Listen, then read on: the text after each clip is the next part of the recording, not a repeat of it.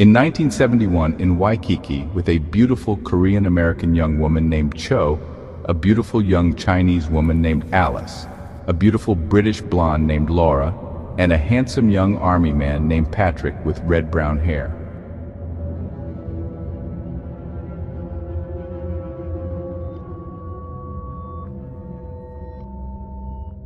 And including all the horrors, too, that can be visited upon us, which Patrick has seen firsthand, along with all of our dwellings on our metaphysical wanderings connecting them all. And that's my story for tonight. Well done. I have a slightly horrible story of terror that comes to mind that I remember from a literature class as a special assignment in poetry that shows life is not all peaches and cream, but... Laura, we ever tell each other whatever we like or what comes to us, whether profound, funny, daydreams, or whatever. This keeps our minds going. And the full moon is out and glowing, seeming to have risen right out of Diamond Head, it devouring the slight clouds and bathing us in its shine. Okay, but it might be a bit frightening. The warning. "Be quick!" he shouted. "Run! Get out and scatter while ye may! Do not tarry and do not wait, for evil comes this way!" A dozen eyes looked up in fear, yet distrust curbed their haste. "Who is it comes? What have ye seen?" an old man asked at last. The stranger turned his glassy gaze towards the huddled crew, a dreadful sight that burns the eyes and turns the brain to stew, a beastly, foul and fiendish thing, and oh, that odious smell. But you must hurry, leave this place while yet still whole and well. A murmur rose among them then, but one thought to resist, and from the quiet corner, still the old man's voice persists. "Is it a man or devil's horde? And which way does it come? How big is it? What of its shape? Or is it just phantom?" The stranger's breath caught in his throat as visions came to mind. "It moves like nothing moves on earth, and no man's seen its kind." "Oh God," he cried, "it's everything that's evil, bad and vile. Its impish breath's obnoxious and corrupt its vicious smile." The old man's gaze was steady as he locked the stranger's stare. "How big is it? Does it have eyes or teeth or horns or hair?" "Oh, teeth like no teeth ever seen, and eyes that are not eyes.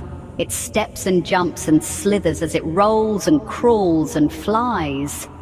The stranger looked around and then he moved towards the door. "But I'll not linger here," he said. "I'm bound for distant shores, and you'd be well advised, I think, to heed the words I say. For though ye doubt, ye soon will see that evil comes this way." I showed it to Patrick way back, he saying, "What kind of ravenous hellhound is this demonic creature?" And then he eventually wrote what turned out to be the middle of it, for I then added more pearls after his part, after which he gave me a kiss on the lips.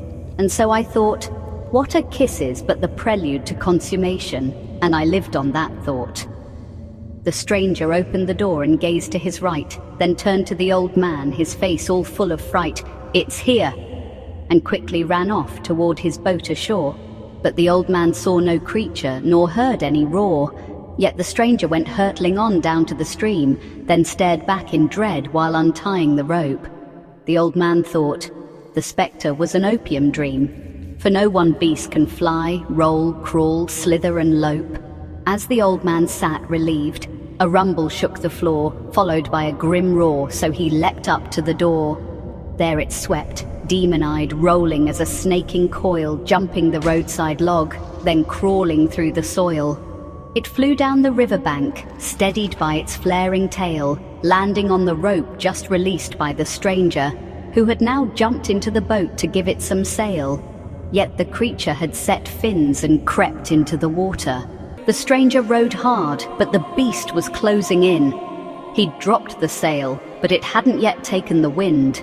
The creature bit off an oar, it getting stuck in his teeth, while a gust filled the sail, pushing the boat out of reach.